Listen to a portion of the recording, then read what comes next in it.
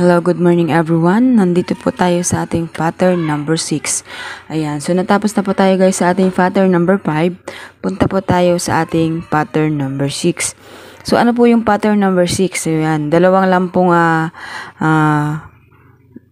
po yung papakita ko sa inyo sa pattern number 6. Yung pong bilang sa katapat. Kung ano po yung katapat, mag-aabanti lang po tayo ng isa or di kaya mag-aatras ng isa. Okay, so sana po nagets ninyo. Kung kayo po ay nasa pattern number 6, nanonood kayo, ang isusumada lang po natin is yung nasa katapat. Okay? Tapatan, kung baga. Pattern number 6.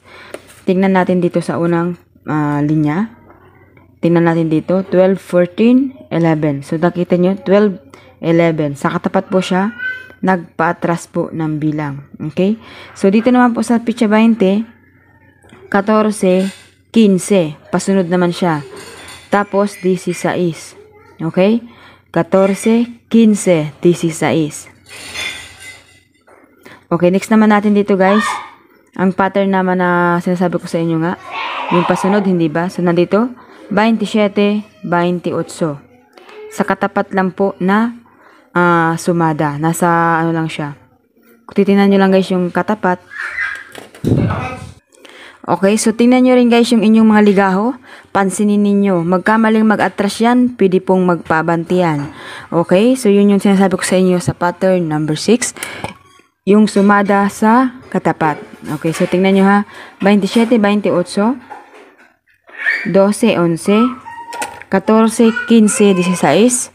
So, meron pong ganyan na sumada. So, napakasimple lang. Hindi nyo na kailangan pa mag-isip. Tingnan nyo lang po yung katapat at pwede kayong magpasunod. Okay, tingnan nyo dito guys. Meron pang isa sa pattern number 6. Yung parareho ang dulo. Okay? Same na dulo. Okay, tulad po nitong 25-15. Okay, so nakikita nyo ba?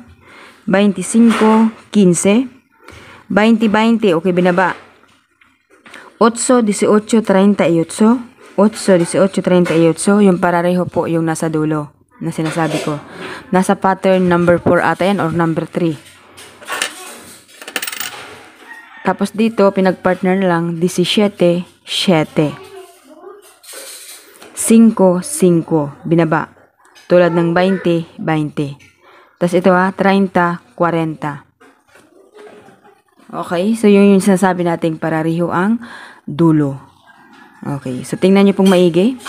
Okay, anong steel kaya ito guys? Ito po ay steel Camarinesor.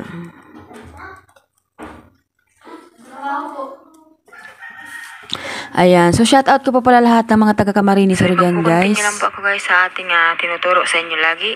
Yung pattern number 1, number 2, number 3 at number 4. So, hanapin nyo po dyan guys kung hindi nyo pa po napapanood yung number 1, number 2 hanggang number 4. So, ngayon po ay nasa number 5 na po tayo. Pattern number 5. Ano po ba ang technique sa pattern number 5? Ayan, so dito na po tayo sa...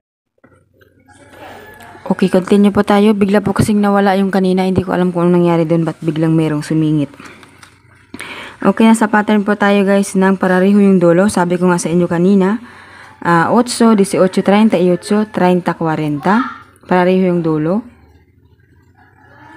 25, 15. Ito binaba. Yung 5 binaba rin. Tapos dito ay pinagpares ang 37, 17, 7. Ayan. So, ito po guys ay steel ng Camarinesor. Ayan. Sorry guys sa mga steel ng Camarinesor doon sa ating pong video kahapon. Akala ko kasi kasama yung Camarinesor doon. So, in-update ko na lang siya ng mag-isa. Steel ng Camarinesor. Binigay ko yung sumada kahapon. Ayan. Ang pag-aalaga po guys ng numero hanggang 3 days lang. Yung ibang nagsusumada ay hanggang 7 days. So, sa akin po guys ay hanggang 3 days lamang. So, ayan. Shout out po sa lahat ng mga taga-Camarinesor guys. Ayan. Sasabihin ko po sa inyo, ako ay taga-Camarinesor din. Ayan. Taga-Camarinesor din po ako. Napangasawa ko po ay taga-Camarines Norte. So, nandito po ako ngayon sa Camarines Norte. Galing ng Camarinesor. So, lahat po ng taga-Camarinesor dyan. Hello, good morning po sa inyong lahat. At sana ay i-share naman ninyo ang ating video. At saka supportahan ninyo lagi ang inyong taga-sumada. Ano? So, kala ko kalahapon ay meron tayo ng Camarinesor. So, wala pala. So, babawi tayo ngayon. So, ito yung ginawa natin ng pattern number 6 para po hindi magtampo ang mga taga-Camarines Sur. Ayan. So, dito po tayo guys sa ating pizza 25. So, isama na po natin ito sa ating pong sumada. So, ano po yung pwede natin ilabas dito? Sabi ko nga sa inyo kanina, tingnan lang ninyo yung, siyempre yung gagawin nating technique is yung pattern number 6. So, tingnan po natin yung kasunod is 28. So, pwede po siyang magpasunod, pwede siyang mag 29 or di kaya magpa-atras siya ng 27, di ba? So, gawin na lang natin guys siya ng 29. Magpaabanti tayo dyan guys. Tapos, kuha tayo guys sa pattern ng number 7 na sumada. Tingnan nyo dito 25-7. So, nasa sa ano yan? Nasa mga sumada ng pattern number 1-7, 25-16. So, 34 ang wala. Lagay natin si 34.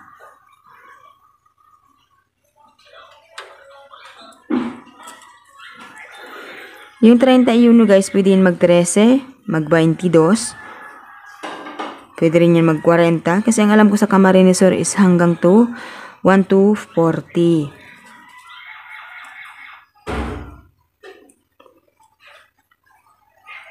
Pwede yan mag-13, pwede mag-22. Pwede mag-4.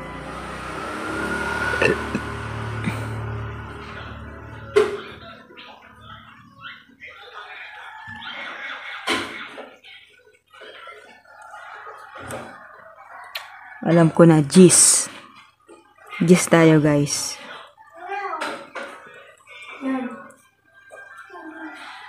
Okay, isa na lang.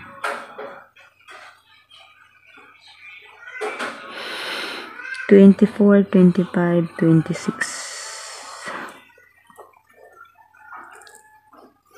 Okay, so may pre-bonus tayo na sumada sa ating pong pattern number 6.